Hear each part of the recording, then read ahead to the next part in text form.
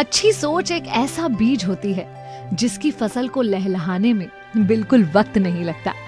मैं हूं विनी आपके साथ और चलो आज कुछ अच्छा सुनते हैं। सुनाती हूँ कहानी एक शाम के दृश्य की। एक होटल का दृश्य जहां एक सज्जन रोज शाम को लगभग फिक्स समय पर चाय पीने जाया करते थे। मिस्टर शर्मा, आज भी मिस्टर शर्मा वहीं पर चाय पी रहे थे, लेकिन आज उनके सामने जो दृश्य था वो थोड़ा अलग था, जो उन्होंने पहले कभी नहीं देखा था। सामने वाली टेबल पर देखते हैं कि एक अधेड़ उम्र का व्यक्ति अपनी छोटी सी 8-10 साल की बच्ची के साथ वहां पर आता है। वो जो व्यक्ति था उसके कपड़े फटे हुए और मैले थे, शर्ट के ऊपर के 2 बटन गायब थे। बिल्कुल देखकर लग रहा था कि कोई मजदूर है जो मेहनत मजदूरी का काम करता है। लेकिन साथ में जिस बच्ची को लाया था बड़े स्नेह और प्यार से, उसने धुली हुई साफ नई फ्रॉक पहनी हुई थी। बाल अच्छी तरह से बनाकर बालों में वेणी भी लगाई हुई थी। बहुत खुशी से दोनों बैठे। वेटर आया, दोनों के लिए पानी लाया, पूछा क्या लाऊं, तो उसने बोला कि एक डोसा ले आओ इसके लिए, मेरी बच्ची के लिए। वेटर ने पूछा और तुम्हारे लिए, तो बोलता नहीं मेरे लिए कुछ नहीं। और बड़े प्यार से दोनों बैठे थे। पिता अपनी बेटी को खुश देखकर बहुत खुश हो रहा था और ये पास में बैठे शर्मा जी ये सब कुछ देख रहे थे। इतने में थोड़ी देर में उस व्यक्ति का फोन बजता है, कोई पुराना छोटा सा फोन। वो बजता है, उसका फोन उठाता है, अपने मित्र को बहुत उत्साह से बता रहा था कि अरे होटल आया हूँ बिटिया को लेकर, आज इसका जन्मदिन है ना, और मैंने इससे वादा भी तो किया था कि अगर तुम क्लास में पहला नंबर आओगी तो मैं होटल में ले जाकर डोसा खिलाऊंगा। तो बस होटल आया हूँ उसको डोसा खिलाने। फिर एक छोटा सा पॉज लेता है और दोस्त से कहता है, हम दोनों? नहीं, हम दोनों कैसे डोसा खा सकते हैं, हमारे पास कहाँ इतने पैसे, मेरे लिए तो घर पर दाल चावल बना हुआ है, मैं जाकर वही खाऊंगा, बिटिया को यहाँ पर लेकर आया हूँ।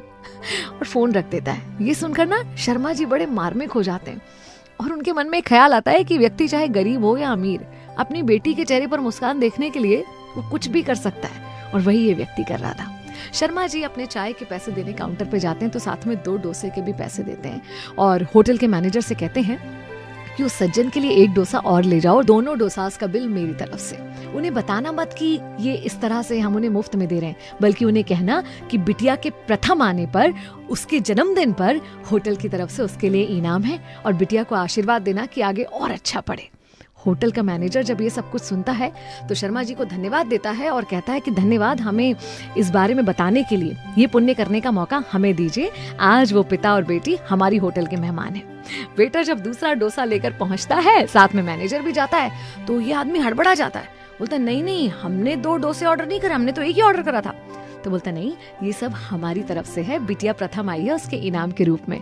तो ये बहुत खुश होता है, बेटी से कहता है देखो अच्छा पढ़ोगी तो कितना कुछ मिलता है। फिर कहता है कि क्या तुम इसे बांध कर दे सकते हो, घर ले जाकर अपनी बीवी के साथ मिलकर हम आधा आधा खाएंगे।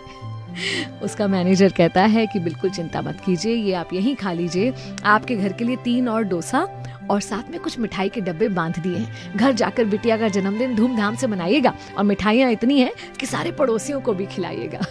ये सब कुछ शर्मा जी बाहर खड़े होकर देख रहे थे और बहुत प्रसन्न हो रहे थे कि क्योंकि उनके मन में एक अच्छा विचार आया, किसी का भला करने की सोच आई, और उसका परिणाम देखिए, सामने वाले ने उनकी सोच से भी ज्यादा कर दिया। अगर हम बोलते हैं ना कि आसपास अच्छाई खत्म हो रही है, तो कहीं ना कहीं इस अच्छी सोच का बीज है जो खत्म हो रहा है। क्यों ना ये बीज हम अपने अंदर ही पैदा करें और उसकी फसल आसपास लहलहाती हुई देखें। मैं भी नहीं आपके साथ, चलो आज कुछ अच्छा सुनते हैं।